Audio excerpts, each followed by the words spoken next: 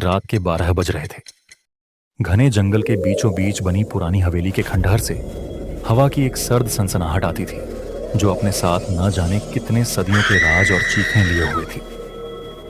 यह हवेली, जिसे लोग अब बस खंडहर कहते थे, गांव की सीमा से मीलों दूर थी और इसके बारे में कई खौफनाक कहानियां प्रचलित थीं। कहा जाता था कि सदियों पहले यहाँ कामिनी नाम की एक अत्यंत रूपवान और शक्तिशाली महिला रहती थी। उसकी सुंदरता ऐसी थी कि देखने वाले की सांसें थम जाती थीं, पर उसका मन उतना ही काला और हवस से भरा हुआ था। वह पुरुषों को अपनी सुंदरता के जाल में फंसाती, उनकी आत्मा निचोड़ती और फिर उन्हें एक सूखी निर्जीव लाश में बदल देती थी। जब गांव वालों को उसके काले जादू और शैतानी हरकतों का पता चला तो उन्होंने मिलकर उसे हवेली में ही जलाकर मार डाला। मरने से पहले कामिनी ने श्राप दिया था कि जो भी पुरुष उस खंडहर के करीब आएगा, उसकी हवस की आग उसे भस्म कर देगी। आज इसी श्रापित खंडहर की ओर दो युवा शोधकर्ता विक्रम और आर्यन बढ़ रहे थे। विक्रम एक पैरानॉर्मल इन्वेस्टिगेटर था जो कहानियों के पीछे के सच को जानने का जुनून रखता था। आर्यन, उसका दोस्त, एक तार्किक दिमाग वाला फोटोग्राफर था जो हर चीज को विज्ञान की कसौटी पर कसता था। यार विक्रम, मुझे यह सब बकवास लग रहा है। आर्यन ने अपनी टॉर्च की रोशनी हवेली की टूटी हुई मुख्य द्वार पर डालते हुए कहा।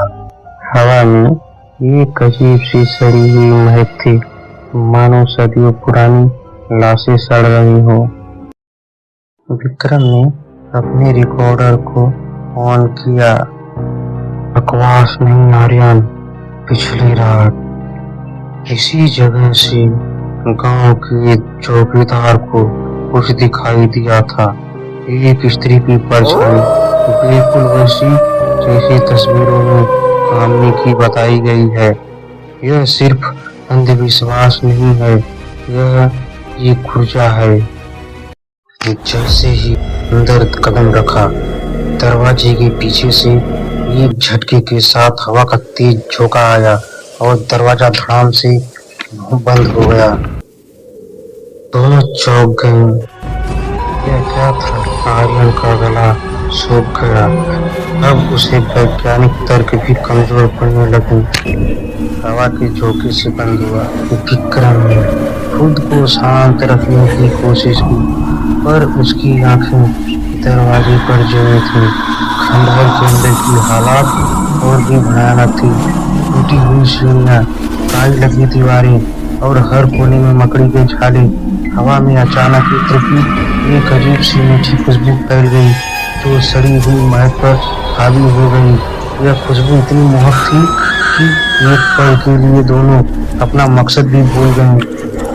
क्या तुम्हें यह खुशबू की महक आ रही है? विक्रम ने फुसफुसाते हुए पूछा। हाँ यार, बहुत अजीब महक आ रही है, आर्यन ने कहा। उसका ध्यान अब दीवारों पर लगी पुरानी पेंटिंग की तरफ गया। ये पेंटिंग कामिनी के जीवन के बारे में थी, उसकी सुंदरता, उसका वैभव और फिर अंत में उसका भयानक आग में चला हुआ रूप दिखाई दिया। तभी ऊपरी मंजिल से पायल की धीमी मधुर लेकिन डरावनी आवाज आई। विक्रम ने आर्यन की तरफ देखा। उसकी आंखों में तीव्र तक कपा देने वाली और डर का अजीब मिश्रण था। दोनों ने दबे पांव सीढ़ियां चढ़ना शुरू किया। हर कदम पर लकड़ी की चरमराहट की आवाज आ रही थी जो सन्नाटे को और भी गहरा और डरावना बना रही थी। जैसे जैसे वह ऊपर पहुंचे, इत्र की खुशबू तेज होती गई और उसके साथ ही एक अजीब सी गर्मी का एहसास हुआ।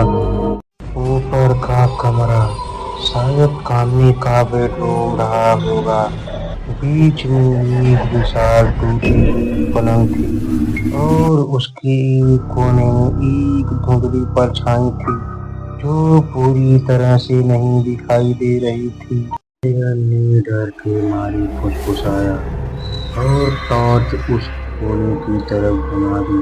उसे देख आर्यन के होश उड़ गए, जैसे पहले कभी इतनी सुंदर स्त्री नहीं देखी हो, कोमल गुलाबी हो।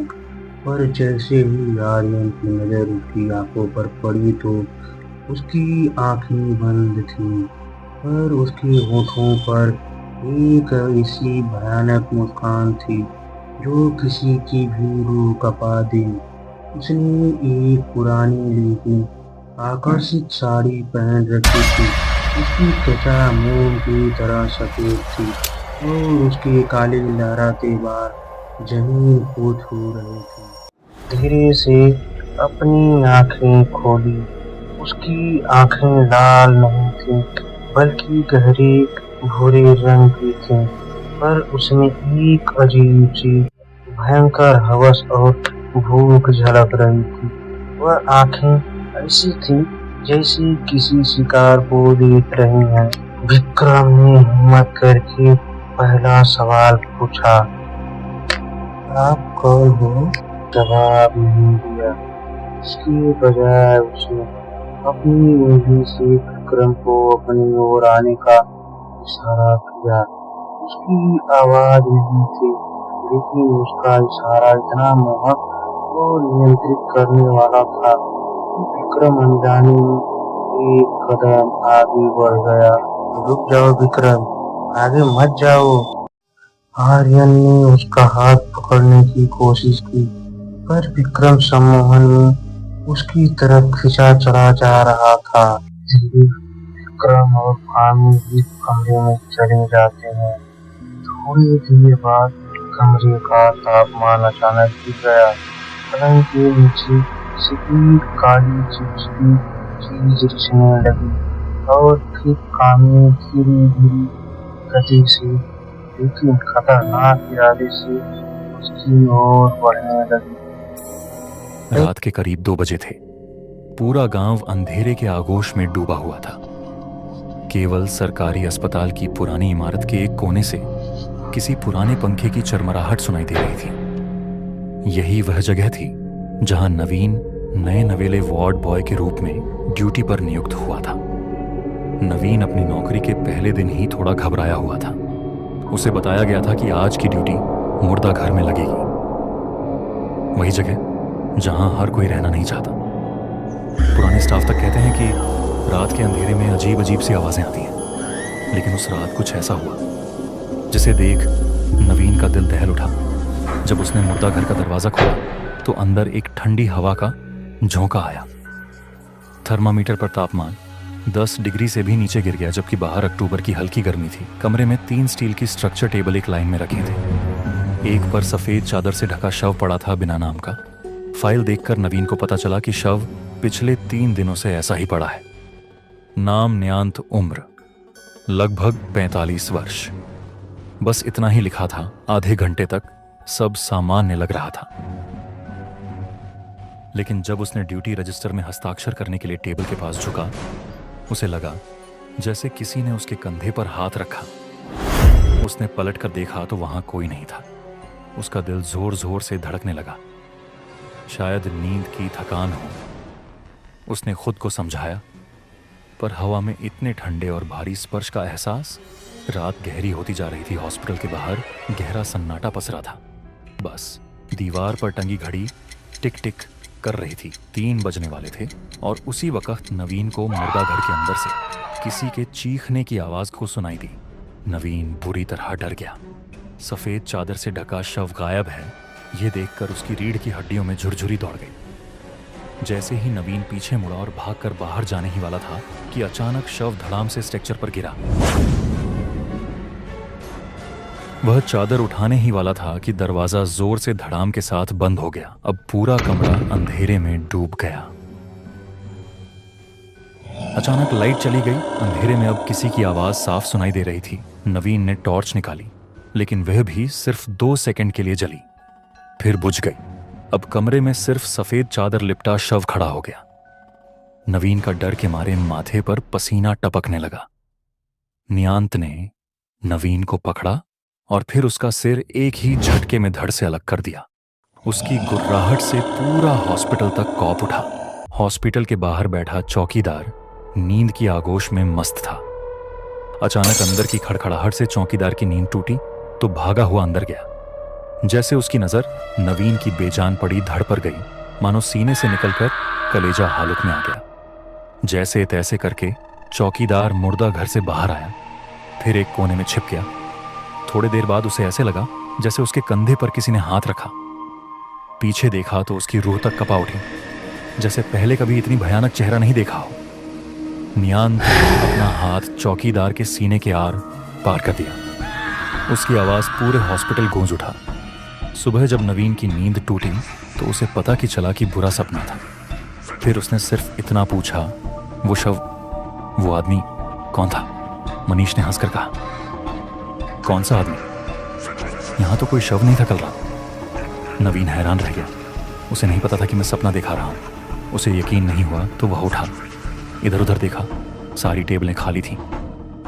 रजिस्टर खोला। कल की तारीख के नीचे उसकी लिखी हुई एंट्री थी, लेकिन शव का कोई रिकॉर्ड नहीं था। वह सोच में पड़ा ही था कि अचानक कमरे में लगी दीवार के कोने से एक आवाज सुनाई। नवीन के चेहरे पर खून उतर गया। उसने मनीष की ओर देखा, पर वह भी आवाज सुन रहा था।